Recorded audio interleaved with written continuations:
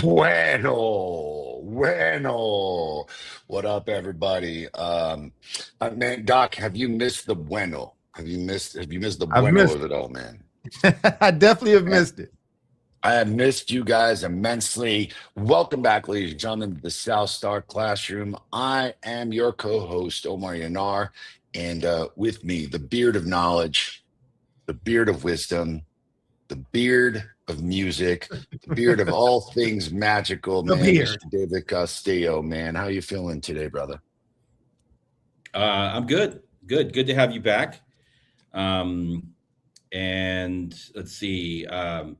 Yeah, everything's cool, man. I'm looking forward to watching the Super Bowl this Sunday. I'm only going to watch the Yeah. halftime show because Oh, it's Bad Bunny, and I hope that Bad Bunny wears a I'm dress baboon. just to upset all these men out there that are uncomfortable with their masculinity. This is absolutely correct. And everybody who's upset that this is my favorite, that a quote un-American, like when did you get someone who American? I was like, man, you need to read a book. Last time I Exactly. checked, Puerto Rico was part of the United States for quite some time. Yep. Quite some time. And with us always, the doc, the doctor, the man who brought us all together, man, kind of our fearless leader, Dr. Charles Cole the third. Brother, how are you feeling? Oh man, I get these headaches sometime, man. So Uh-oh. well, I'm in the middle of one, but it's okay. I took some of yesterday off, got some stuff to do. I'm good though, man. I'm blessed.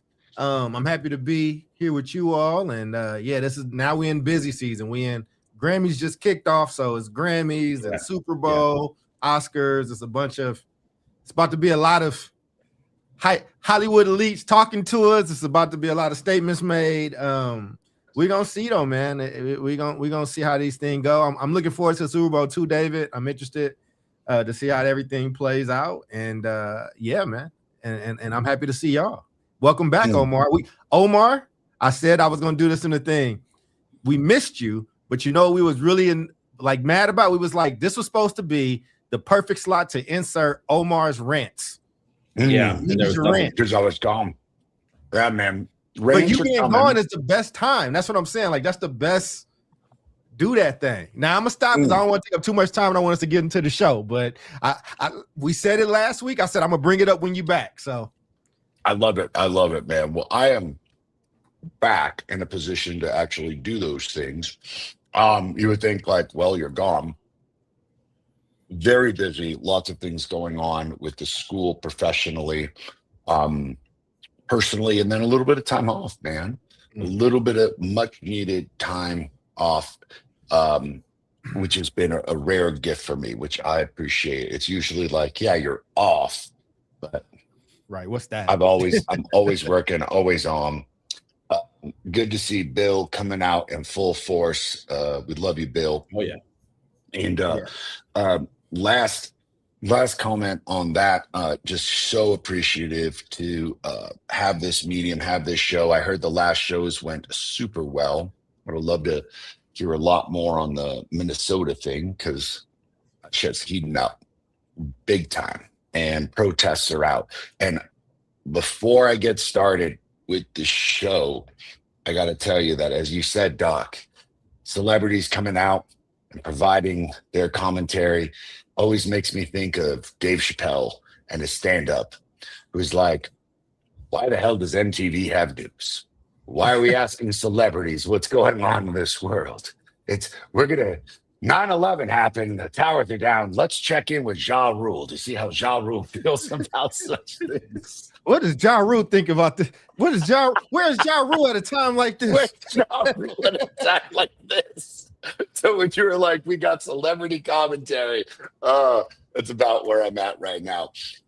Speaking of which, speaking of things that are so neurologically silly and mentally silly, like asking for Ja Rule's opinion on world events, beyond the man's ability for music, this show, ladies and gentlemen, is a bit of a pet project. It's something that has been, I think, on all three of our minds and Jubilee's as well for a very long time, which is one stop to the next, which is, all right, we had this whole COVID thing happen, ladies and gentlemen, and we were promised the rocket ships. We were promised things would change. We were promised that education would take a huge leap forward and things would really magnificently shift towards student-centered learning, and we realized that things were not going well. Well, unfortunately, what COVID really predicated was, let's just put kids in front of screens and see how things go for their learning. Well, there have been a lot of cognitive studies and neurological studies since COVID on both how kids are doing neurologically in general, how kids are doing neurologically as a result of the advent of technology, and how are things going? Well, a reputable source, one of my favorites, Stanford University, who has an incredible research program and ed school, amongst, by the way, a ton of other organizations have done this, these studies independently. I found out that since we've been studying cognitive increase, doctor, and you've probably studied this a shitload, you are a doctor, for God's sakes. By the way, I just want to compliment you on that kick-ass sweater. Thank you, brother. It's like $20 off the internet. I got you. I'll get you a link. It's badass, man. Hook me up. Since the late 1800s, we've been studying the cognitive state of Homo sapiens. Have our, quote, abilities, skill sets, and intelligence grow over time. And what we have found is that generation after generation after generation, intelligence, gentlemen, has increased. Cognitive ability has increased. Hell, Carol Dweck out of Stanford has talked about IQ increasing with increased rigor and increased risk. That's the growth mindset that people talk about a ton. You like the hair, Bill? It's awesome. One thing that we have found in these studies, and I would say we as educators who follow such things, but them, the researchers who have done the hard work, is that sadly, Generation Z is the first generation on record since the late 1800s to have a lesser and slower cognitive increase than the previous generation. Meaning our hope for our kids is that they're smarter, they're better, they're faster. For our biological children, for us as educators, truly our kids as students, are they going to be better? Are there our hope, right? Like, I believe that children are the future. Thank you. Sexual chocolate. We want our kids to be super smart and significantly better than us. And what we have found is this last generation tested, because Alpha hasn't been fully tested yet. Z has been fully tested. It's the first generation to have demonstrated cognitive decline. And you may wonder, what is the result of that? How, Omar? How in the world could this happen? Sadly, gentlemen, the quick answer is the advent of technology. And ultimately, what has happened is technology has started to, I think, beautiful, radiant, the queen of our show, ladies and gentlemen, Jubilee Ransom, has descended on the place. Queen to be. You gotta get to the point. Don't sing the rest. Oh, let it. Just don't do it. I know you're about to. Go ahead, so badly. You just made Charles right, and I'm not happy about that, Omar. You know, I am happy about that because he was like, "Oh, he's always complimenting Jubilee, especially when he's got I forget. It was something negative and positive. You know, it wasn't negative at all. It wasn't negative at all. You said something about he uses that when he. I said what I've learned from Omar. And the way to kind of do the temp down with Miss Jubilee Ransom is you can completely disarm her with the right compliment at the right moment. Right. She can't she can't not smile. She can't not take it. It's just a way to win the arguments, brother. That's all. We just learned it. I learned that from you.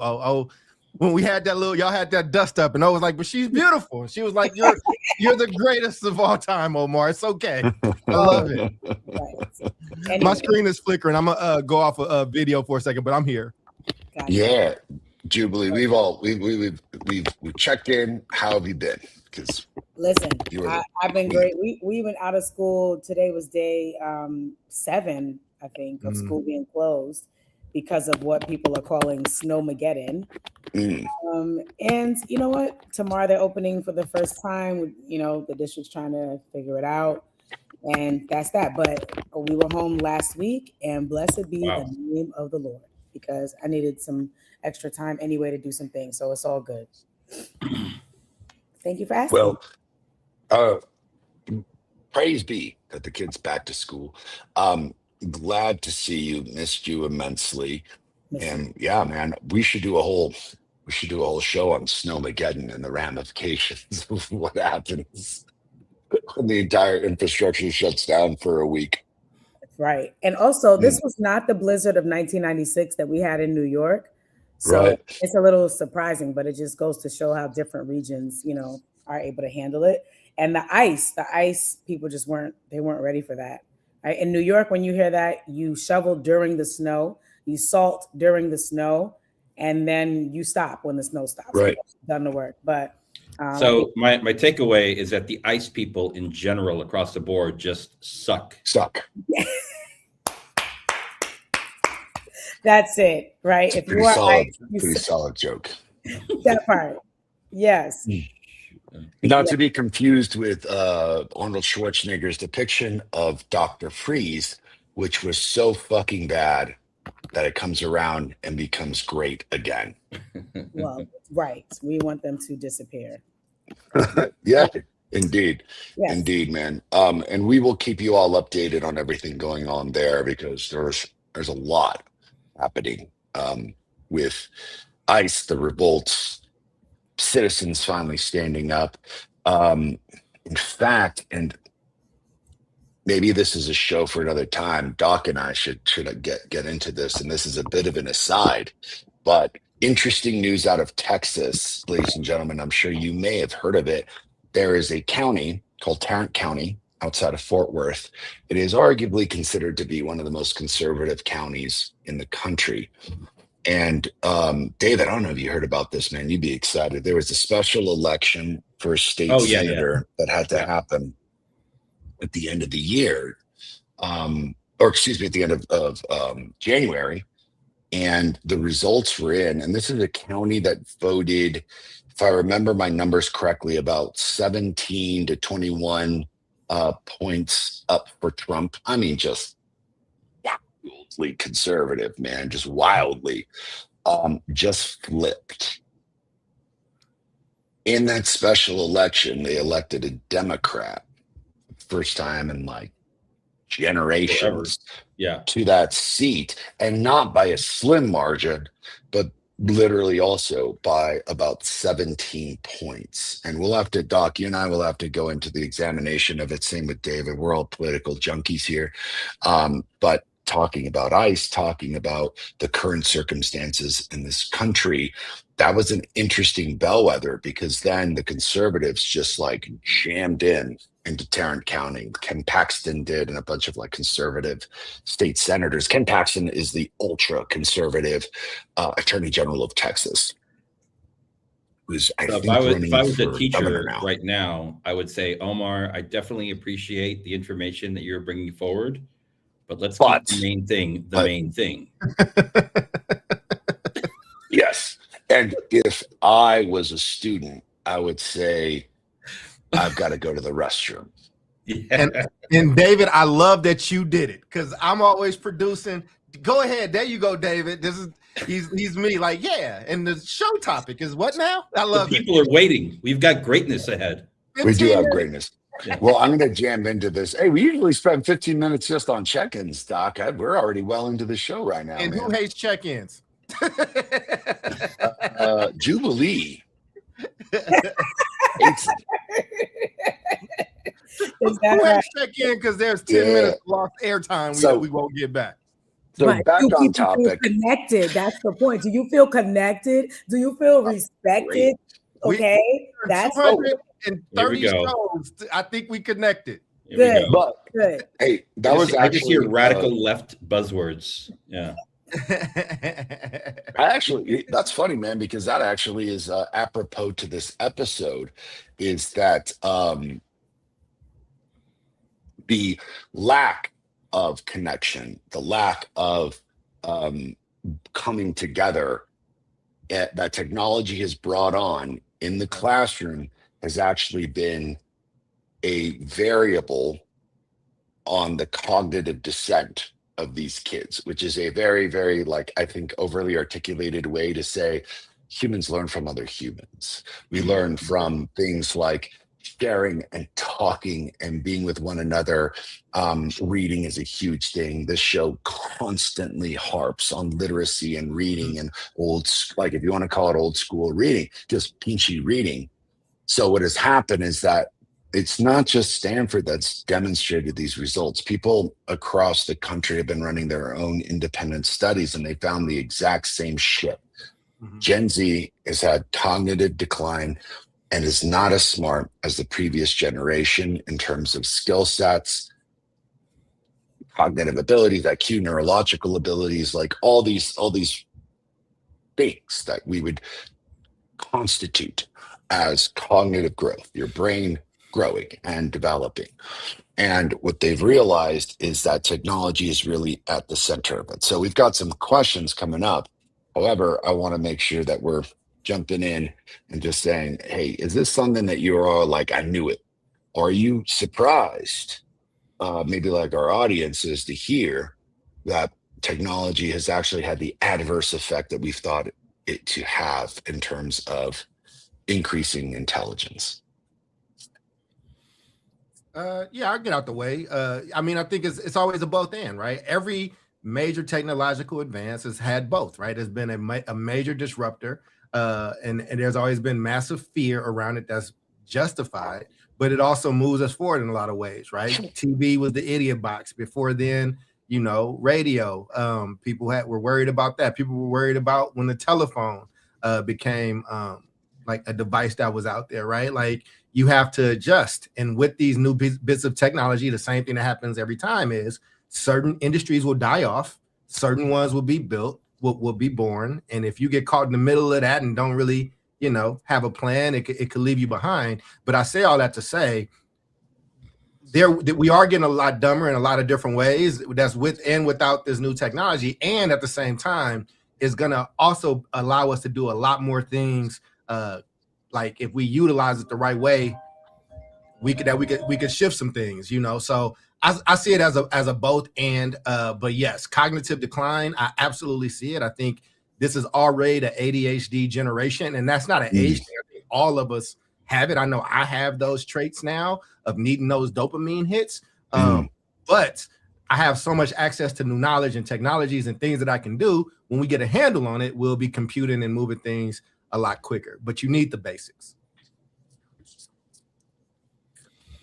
Yeah.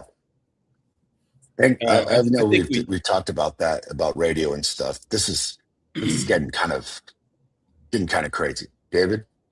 Yeah, I mean, I think we definitely, I think, so leading up, I'm just talking about like schools in particular, not anything with technology outside of school and home, but, schools were like, there was definitely like this big ramp up within education, for like technology in schools, ed tech, education technologies.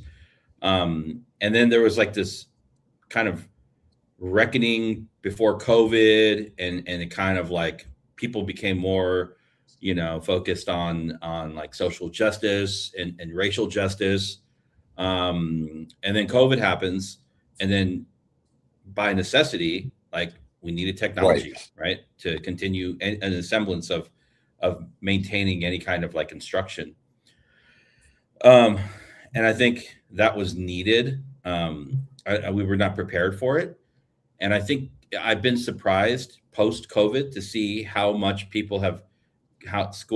school districts have continued to rely on technology. I think some of it's good. I think the one-to-one Chromebook for every kid is like, I don't know if I still support that. There's some value for kids carrying like literature, not books, but maybe readers for history and for English. I know it costs more money. Kids also aren't writing anymore. They're not like doing writing. So like, I mean, they're typing, maybe able to like process information, but when you actually like handwrite something, when you're actually writing, it works at a different part of your brain. Right. That's like scientifically proven. So, I mean, I think there's definitely a place for technology. I think we've kind of I think the pendulum has gone too far. And I think it'll eventually reset. But I'm also seeing these like trends online. I think you guys have seen them too. Maybe not. It's interesting to see like young people, taking up like reading books again. There's like young people on TikTok like reading books and talking about books, right? Kai Cenat is a huge streamer, and he's kind of taken a break from being in the limelight on YouTube, and he's reading, he's like educating himself, right, and taking people along the journey. So I don't know, maybe there's something here around this like new organic movement of young people that are like, yeah, we want to read books, and reading books is cool, right? I don't know. So we got some trolls today, but just for the trolls, have fun with us. But if I think you're a troll, you will be blocked and removed. Continue. I'm sorry, somebody accused you of doing cocaine before the show, David. I don't think that that's true. I'm just saying, don't come for my people. It's some weird trolls we got today. So if y'all see me bending over on this computer, I have to play the police. Y'all continue. I ain't want y'all to be like, what is he doing? I'm banning people. I am banning them. Okay. Fuck around and find out. Jubilee, your thoughts? Yeah, this is a really interesting topic, especially because I get to see it in my daily work, but also in my household. You're right. Can you hear me? Oh yeah, I said right. Like you've got students that are going through this right now. Absolutely. So the first thing that comes to mind, just as like a potential deficiency, but like Charles, I'm gonna just keep quoting Charles all day today. So he's always like, "Oh, you never pick a side; they're always both and." Because I always believe, like, if you're growing away from something, then you're growing towards something else.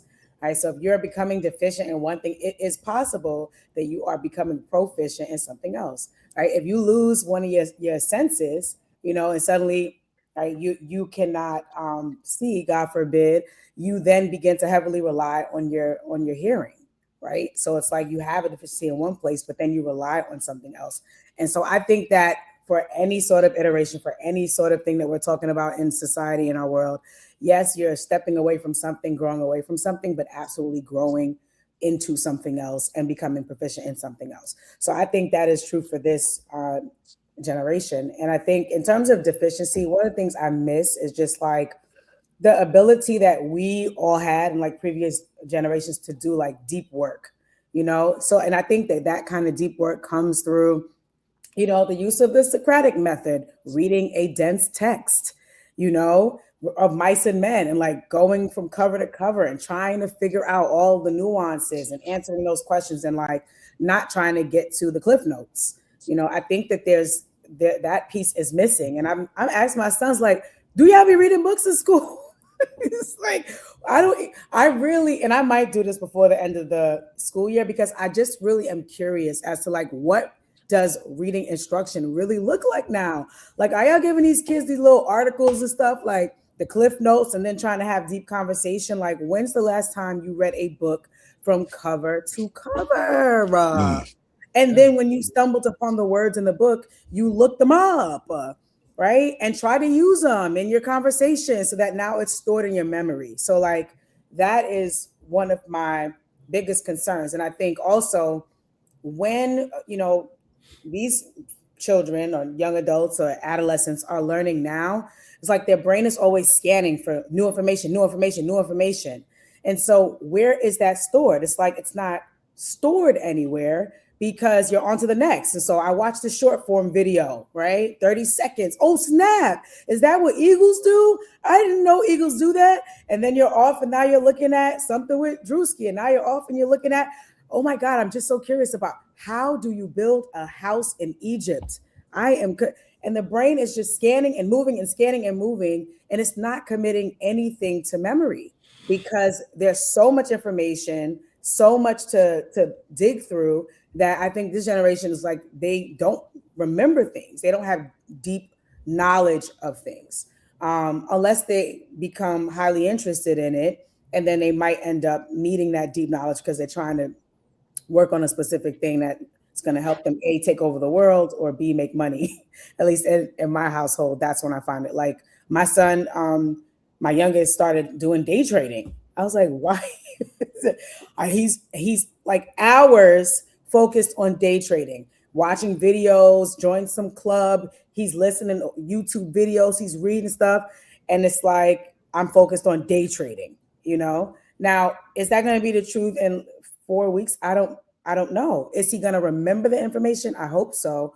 But I think that's one of the deficiencies, just so much information, not enough deep work, and not enough synthesis so that it shifts from just this fleeting thought or this fleeting thing that I'm reading to something that's now committed to memory that I can recall in other scenarios and apply to other situations. So I'll stop there. Yeah, from what I heard, there's good back and forth about, well, things change. And as one thing comes in, another thing leaves. I think my worry in particular and personally is that as I see students struggling, like people already struggle with just the basic concepts of critical thought. Right? We talked about that a ton. Can you critically think while you're watching the news? Can you critically think when you're gathering a piece of information? Can you ask yourself, is this source real? Is this trying to persuade me of something? Is this trying to convince me of something? And who's actually behind this source? This is getting into, I think, another realm for me of students and children not only being unable to exercise some of that critical thought, but having some of those skill sets collapse. And I was just having this conversation with a really good friend of mine. He owns a few dental clinics, and he and I were just talking about management and some of the things that we do when we're talking with folks in hiring. And he's like, honestly, Omar, yes, clearly we're looking at skill sets, but one of the major things that we just ask and look for in any of the candidates, particularly that are like working with kids, is, can you carry a conversation? Can you ask questions? Can you listen? Can you be honed in, kind of like you talked about, Jubilee, that deep work, just the deep work of listening to one another and then diving in without looking at the phone, without being perplexed. And I was agreeing with him because I think that the ability for younger folks to engage in conversation has been something I honestly can't believe in. It's just not even existent. And while they can engage in a conversation on the phone and type away, that ability to commit eye contact and be in person is something that I am witnessing decline. And thus why these studies are demonstrating, yeah, it's not just that. There's a ton of other cognitive processes. So I think that the three of you all alluded very well to the first question, which is essentially pros and cons, guys. How has technology helped build some benefits in education? But what do you see as some of the drawbacks in education as a result of this advent of technology? And I got my own opinions. I was going to say, I want to go after David because I heard some stuff he said in the first one, which I agree with. And so in this, I'll double click after. I mean, I think I definitely think there are certain applications of technology in the educational setting that can increase the efficiency and even like the workload of teachers. So I'm thinking about things like like mini quizzes, right? That you can give digitally and students can like respond to, and boom, teacher doesn't have to like grade any of that, right? The information comes right back to them. Certain kinds of homework, I think too, certain kinds of classwork. I'm thinking more like math or like quiz, like multiple choice, or even like open response stuff. I mean, there's some powerful tools now where students can like do practice, in a number of different subjects on digital platforms.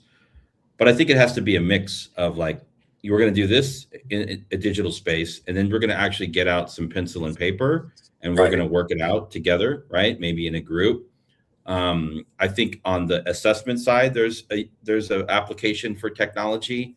I've used it in my classroom, but I always like, I would do quizzes and or tests that were like multiple choice for history, right? And one of the cool things about like technology is like I could have two of you sitting next to each other with the same quiz but numbered differently, right? So you couldn't like cheat off of one another, right? But you still get the data back instantaneously. But then there would be a separate writing section that I would grade as a teacher, right? Because I didn't have to do all of the grading. I just took up that like smaller part where I was looking for comprehension. But long story short, good quality teaching has to come from human beings. And that's the one thing that technology is never going to be able to replace. I think technology is good like around the edges, but I think the core of it, there's nothing that will ever, I think, improve the level of a great teacher to facilitate instruction and learning and engagement and dialogue in a classroom. And that's it, but you can work around the edges for sure. Yeah, and I think that was the big problem with COVID was like the teacher was on a screen. Yeah. You couldn't see what the kids were doing, how they were responding. Their cameras are on, their cameras are off. I mean, it was just a bad setup. But I would think now we should really be leaning, and it goes back to reinforce what we've talked about all along, is the need to really respect the professionalism of teaching and education and professional development, and equipping our educators to do high quality work with students. Hell yeah, man. Yeah, I was gonna jump. I write a refusal, Jew, before I jumped in. Do you want to go or you want to go after? Go for it. Got you. You pondered that a lot. It's very simple. I was trying to find a mute button. It's all good. But I agree with David, and I don't think we're saying too much differently. I'm gonna start by saying comedians have figured this out faster than schools have. You lock the fucking phones up, like they're a bag.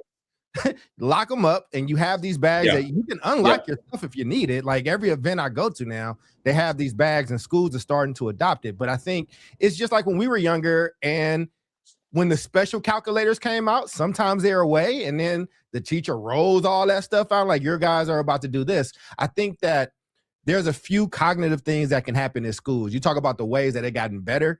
Bill mentioned something around personalized tutoring sessions. Like there's a ton you can actually do with ChatGPT. There's a ton you can do with an iPad around doing long division now. And now there's programs actually just in Apple period. It recognizes your handwriting and can walk you through steps or, finish and show the steps in your handwriting. That's good for a young person that's trying to figure that stuff out. There are moments where what you're just going to have to do is have a paper and pen classroom. There's no technology. There's no ChatGPT. We're going to write.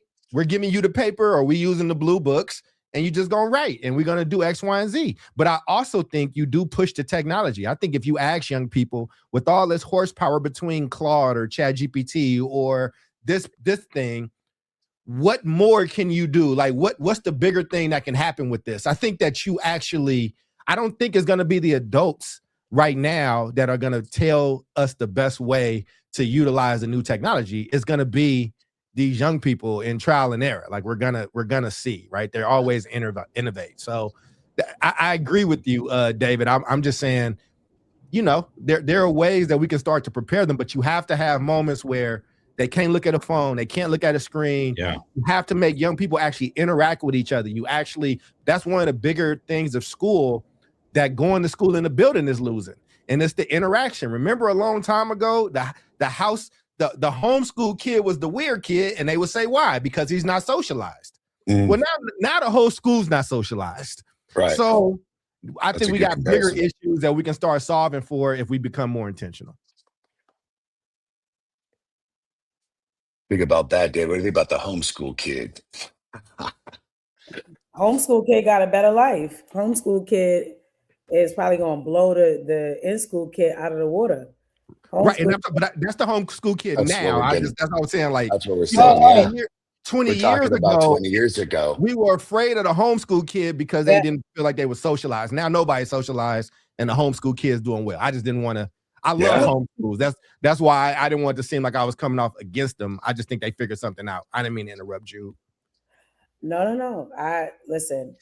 I'm with you all, and I think it's a little hard to implement some of these strategies that I'm thinking of, like the old school. Get the kids out of the seats, 4 corners. You stand there. So if you agree with this, stand there. If you don't, stand there. Right, like those old school engagement strategies. I think those folks that are in classrooms now, I'm not talking about the OGs because the OGs would know that, but these new folks, like for example, in my district, we had an inflood of federal workers, former federal workers who never went to school for teaching at all. Right. And so they are relying on whatever their skill set is, or, you know, whatever they're used to doing, which usually is the overuse of technology. Right. So I think like my brain goes back to teacher prep and making sure that we don't lose those really authentic ways and engaging ways of learning that have nothing to do with technology. Like I think they can still work. And I think I do think we need to, you know, draw a line so that the use of technology doesn't shift from being a tool to being just kind of be all end all in every single content area for every single reason. You got it for attendance, for behavior, for discipline, for grading, for assessment, for tracking, and it's just like, why are we using this for everything, right? Like I've gone into classrooms where there is a human in the room,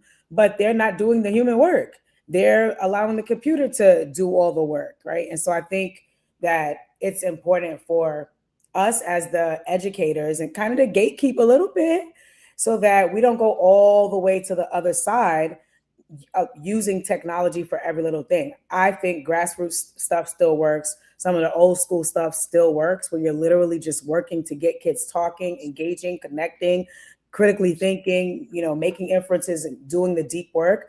All is not lost, but I do think it would take a lot of work on our part as the educator to draw the line for how far we're going to use technology. I know that the speed of everything is going faster. And so technology helps us feel like we can keep up with all the many demands of the work. But I think if you are planned and you know the questions you're going to ask, you can do that without technology and really find yourself in a really interesting conversation with students without even having to use technology for it. Yeah, man. Let me answer a question that's going to back up what Jubilee said. And sadly, this individual has made too many bad jokes. And there was, I think a joke was made of like, what is a human being? And I'd like to answer that question because I think it's actually apropos to this conversation for our boy Just Jokes. A human being in today's context is a Homo sapien that has had relatively about 3 million years on the planet in terms of our cognitive abilities. So Homo sapien is a bipedal individual who has surpassed most other species in their ability to do one thing exceptionally well: communicate. Our ability to communicate and work together is a contingent factor on our ability to increase our skill sets and rapidly expand our brain and our neurological components. So, Jubilee, when you talk about like the old school stuff, shit, the old school stuff is backed up by 3 million years of evolution. No screens back in the day. Wasn't, all of this inability to interact with one another. And for me, I actually just had this recent conversation with someone being like, look, like you can talk all day long across a screen. However, there are very different neurological pins that fire when you are actually physically with other people, when you're actually physically communicating, because we are beings who need that level of proximity with one another. And like, I love this show immensely and I love seeing you all, but there's nothing like being in the room with you, Jude. Nothing. And that level of connection that we have and that level of understanding that we have with one another. And that is what kids are not getting, because you said it best. I'm just repeating what you said. This is kind of what pisses me off about the whole technological thing. It's as if people have no idea how kids learn and just want to use technology to do everything. And like David brought up some great points. Like I would have died as a teacher to have Google Classroom and have, all of the homework instantaneously graded and data coming back to me. Would have I relied on that for every single activity? Like, it's absolutely not. I want kids reading. I want kids writing with their hand. I want them discussing. I want them debating. I want them interacting, which is something that we all did in all of our classrooms.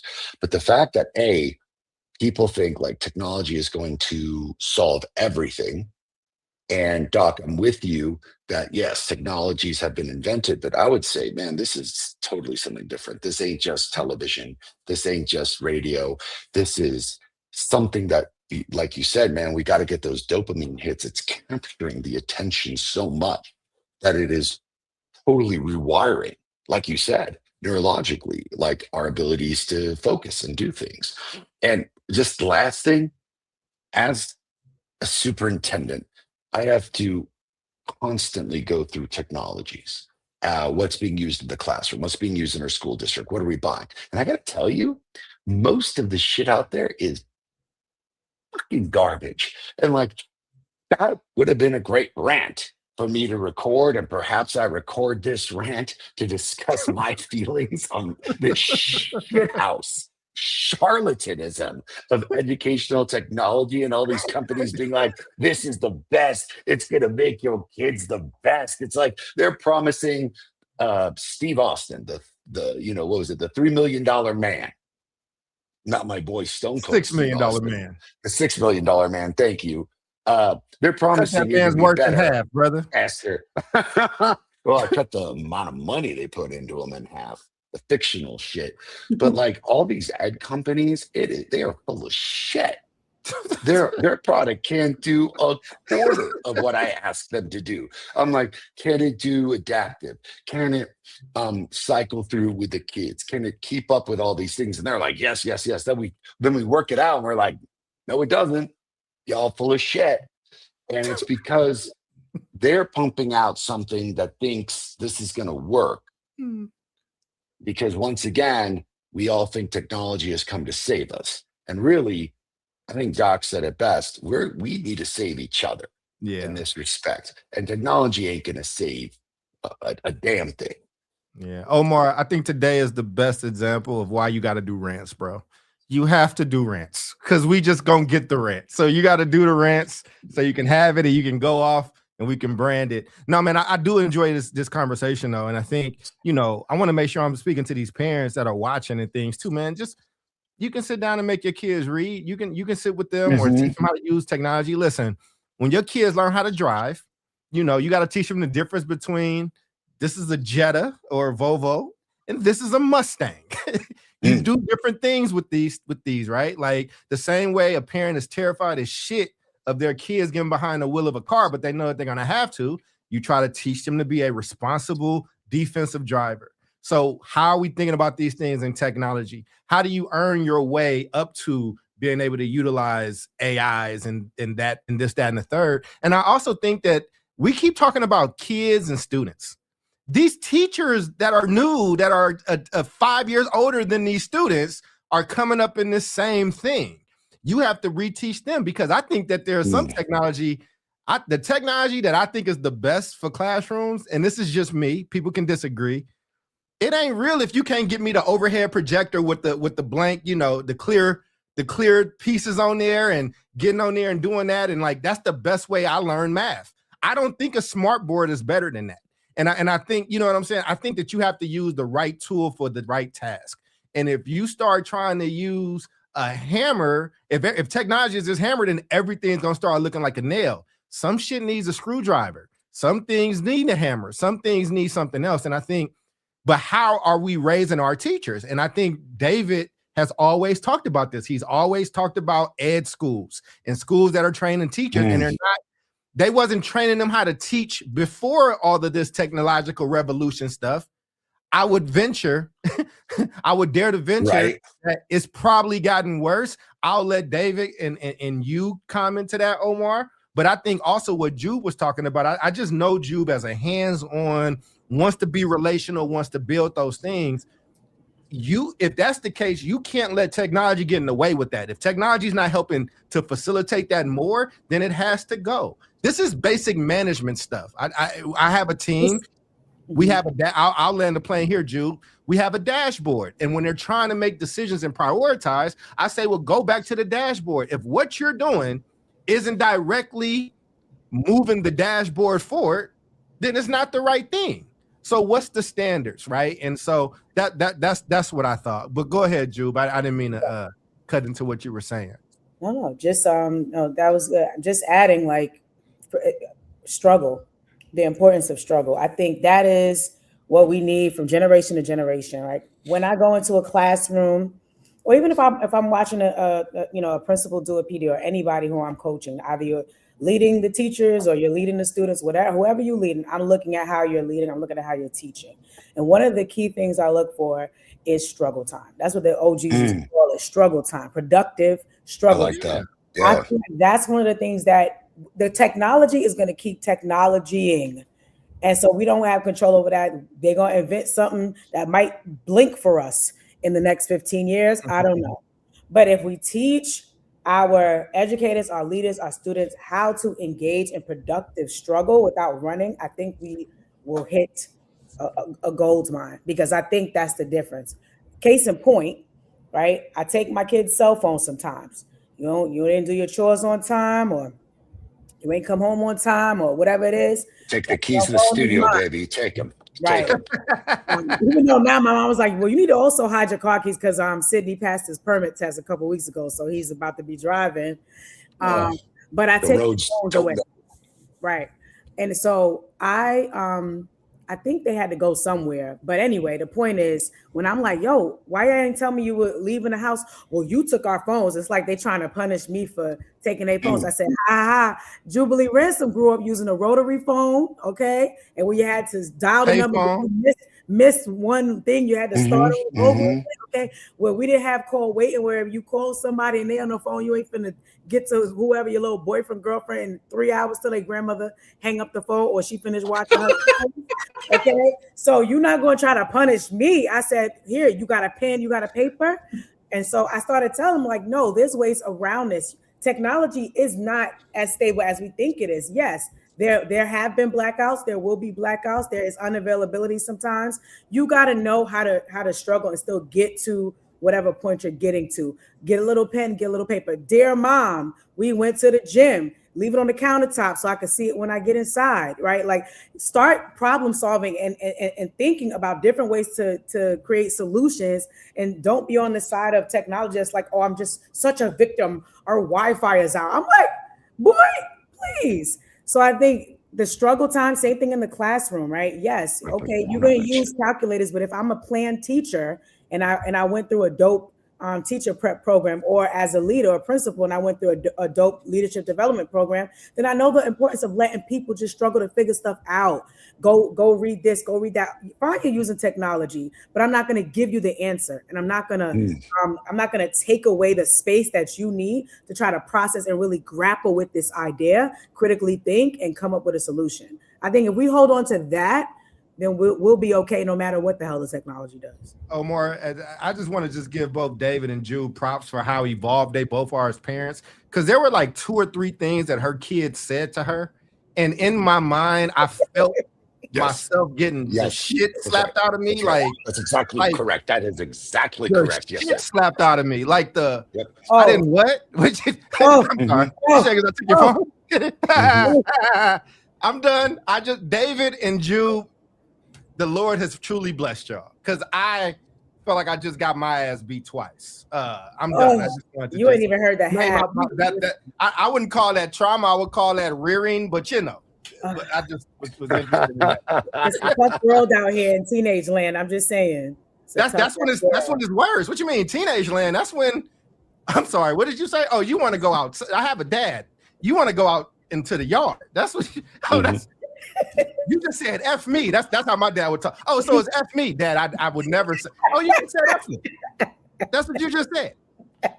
Speak up. Yeah, man, that's some Happy Gilmore shit right there. It's like, you want some freedom? Here we go. Here's a rake, here's a shovel. I need you to go outside and take care of these leaves. I need you to mow this lawn. I need you to clean this house.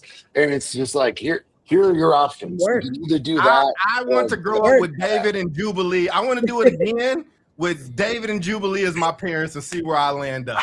No, you don't. Oh my goodness. I mean, David, you're pretty calm too. Like you be having some conversations with your boy too. Like my dad didn't learn sentences until my sister was born. I will say this, man. Like, see what you did there. The screen does not do any of us any justice for our audience. Jubilee's even more radiant in person, and Doc and David are tall men, ladies and gentlemen. So imagine tall ass David Castillo. I mean, he's tall. He is not a small man. Massive. He's a tall ass Mexican with that like quiet kind of eerie demeanor as he looks at you. Very intimidating. Yeah, man. Like this man knew how to run a school. This man knew how to run a household. Like that cold, quiet demeanor man, it'll strike you. It'll strike you, man. Like, yeah, man, maybe do you get upset, David? Because honestly, I think that your quiet demeanor. David can just say, "I'm disappointed in you," and crush you. Correct. I don't want to disappoint David. Oh, I get upset for sure. Yeah. It's ugly when that happens. Yeah. I'm gonna allow us to close out the show because we are already at 54 minutes. Listen, if we got rid of 20-minute check-ins, I'm bringing it back. This is great. I love it. It's just a 20-minute check-ins. That's why. Yeah, you just let it go, huh? It wasn't the check-in. Listen, I'm David is the one that pointed out this time. That's all I'm saying. It came from the beard. I like this sweater, Charles. This is a beard and knowledge, baby. Yeah, hey, I said exactly. Why are y'all so shocked when I dress decent? Do I just dress like a hobo? Hell no, man. This just that is popular choice. They're like, and you look like an adult today. Like you put clothes on, you heathen. Thank you. I'm sorry. You heathen. That's like when people be like, "You're so well read. You're so well spoken." So I've gotten that one so many times. Oh, you're one of them good Mexicans. Because we're part of the blacks. Okay. I love it. I love it. I love it. Y'all are hilarious, man. Go to final thoughts, man. This is funny now. I'm having a good time. All right, everybody. That's lighting up for Charles. They said Happy Valentine's Day, Charles. Love the haircut. Look at that.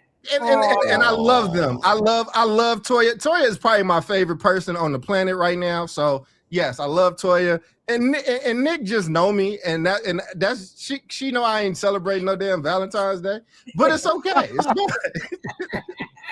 Like, and Bill Conrad, I saw that I have an email from you. I promise you I will check it. I got you. People are using this as a way to like get messages and emails through Omar. Can we Look, Bill is like, and I sent you an email. Like, what is that? Man. It's like the creative way of people getting served and shit. They're like dressed up as like a candygram, and they're like, all right, you're served. Like people just try to find us and shit over our show. Oh my God. See, listen, David is gonna have to give us all a stern talking to. I'm telling you, like, get back on focus. That's all I'm saying. We're good. Look at David. Right. David is disappointed. Okay. Like, come on. We might have a guest here on the podcast for my closing thoughts. Hold on.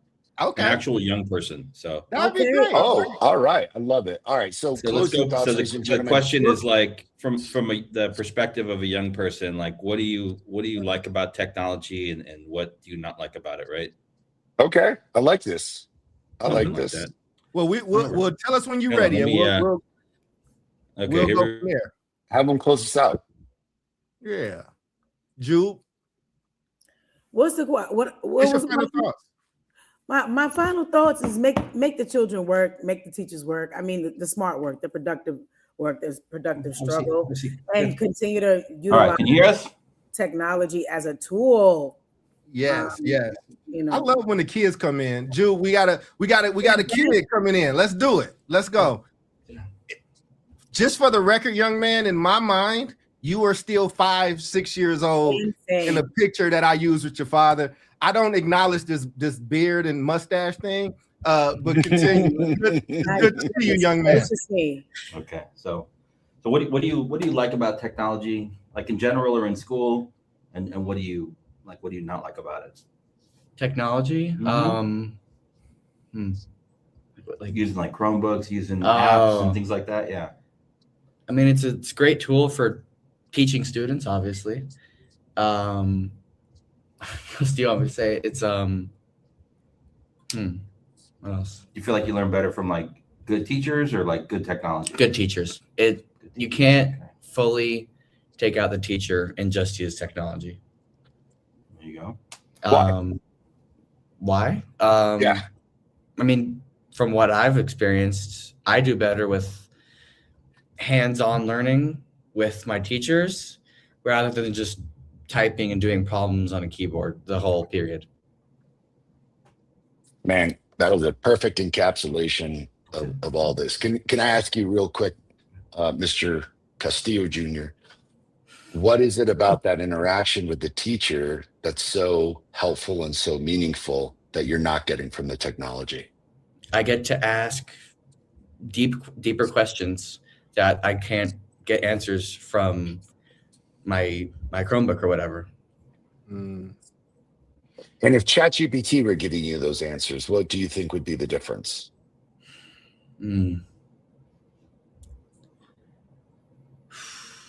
It's, I don't know, just something about talking to an AI versus talking to a human just doesn't feel right. Talking to ChatGPT, yeah, it can work, but I don't feel like I'll learn actually from ChatGPT rather than a human who will go through all the steps with me vocally, like next to me, in front of me, or whatever. It just feels more organic. Mr. Castillo Jr., don't leave yet. I have a question for you too. First off, incredible hair. Incredible hair, brother. Don't waste it, okay? Like, use it right now. You know what I'm saying? Actually, have to be like, yes, do this as much as you can. But I would say my question for you is, with technology kind of taking it over, a lot of young people are addicted to screens, and only more will be. What do you think is the best way to counteract that so you all do build up the social skills that are starting to lack?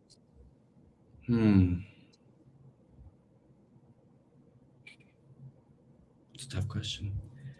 That means it's a great question. Could you rephrase that a little bit? Yeah. Basically, we are really over relying on screens right now.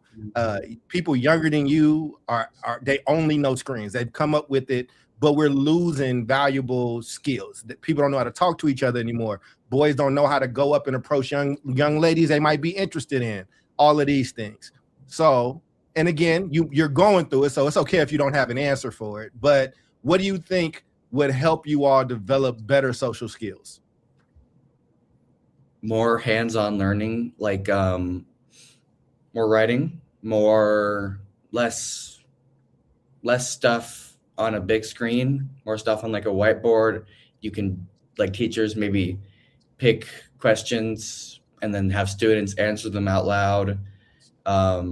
Sometimes in my English class, we do popcorn reading, where one student reads a passage and then another one reads another passage, and it gets you to pay attention more and develop more social skills. Yes. In Jew, we call that go ahead. You mentioned it earlier. It's a version of the Socratic method. The Socratic method. All right, man. It was. I loved having him here. Papa David is still there. Omar. All right. Back to you, brother. Thank you, bud. Thank you. Yeah. Love you. Jude was proven right in the moment. I had to throw her bell on the Socratic method, and it's young person approved. First off, love seeing your kid. Secondly, I think you are a jerk for reminding us how old we are. I told you. 5 years old, man. How old was he in that picture that we have? Probably like 6 or 7, maybe 5. I don't know. Yeah, but probably 5. Wow. He has a mustache, David. Oh, dude. Yeah. Tell him thank you again for all of us, man. That was really yeah. He gets home around this time when the podcast ends, so I figured it was a good time because we were asking this question. So let's hear directly from the stakeholder. Mm-hmm. Well, look, my final thought. I know we were just going through. I'll just quickly close out on my end. Is just I'm very grateful for this topic, and I think that these are the questions that we have to be asking. I think that while we are constantly talking about the student and what they're not getting or what they're not able to do, though, I think that also we have to be taking inventory of what these teachers can and can't do and what they're able to operate without. I don't know if you give a modern day school teacher an old school 1995 grade book with where they had to write in the stuff and the triangles and all that stuff, if they could still maintain it. I think that was good for the teacher when it shows the organization skills and all that. You can kind of slack up a little bit with Google Classroom. You ain't got to be as on top of, your grading and things like that. And I think one of the problems we've been seeing is grade inflation and grade illusion, which we've been writing about and talking about, because there's a disconnect between that grade and what's actually being learned. And I think if we make that reconnection, technology will just be something that enhances. But right now, education is so vulnerable that I think it does have the potential to take it over fully. So we got to stop that, though. That's a failure of us as humanity. So I'll stop in my plane there. Oh yeah. I think this is, man, your son did a spectacular job of putting it into synthesis what the overall moral of today's discussion was, which is like when he says it just doesn't feel right, that is the millions of years of evolution, ladies and gentlemen, that goes into why we are Homo sapiens, why we are humans, how we learn, what are the mechanisms in which we learn, the beauty of community, the beauty of communication amongst humans. And that is an integral part of why schools matter and why getting together matters and why I don't think screens are going to solve the whole thing. So on that end, have we all gone? Jube kind of got Does anyone listen to their last thoughts? Jube, exactly. Jube, you're in the middle of your last thought. Yes. Yeah, I don't remember what the first part of it was anymore, but I'll say this. Teach the children how to work together. That's never going to get old. The collaboration in classroom, and just like we're responsible as the educators and leaders to mirror conditions of the real world. And in the real world, we solve problems together. right? And no man is an island unto himself. With all these different, inventions we have, all this different technology, right? Maybe somebody started creating it in a silo or, in isolation, but at some point you had to bring that out of an incubator and you had to enlist the support, of other human beings in order to bring that to fruition. So as educators and as leaders, we get to mirror conditions of real world so that our students are prepared when they get out there. And so with or without technology, that still remains to be the truth, that people need people, and we need it in all factors of life. Ladies and gentlemen, from the Queen herself, I am Omar Yanar, as with you always, the Dr. Charles Cole, our Queen Jubilee Ransom, David Castillo. On behalf of the entirety of the Southstar Classroom, we will see you next week, same bat time, same bat channel, with a beautiful dog. Wishing you all an amazing week. Stay safe out there. Peace.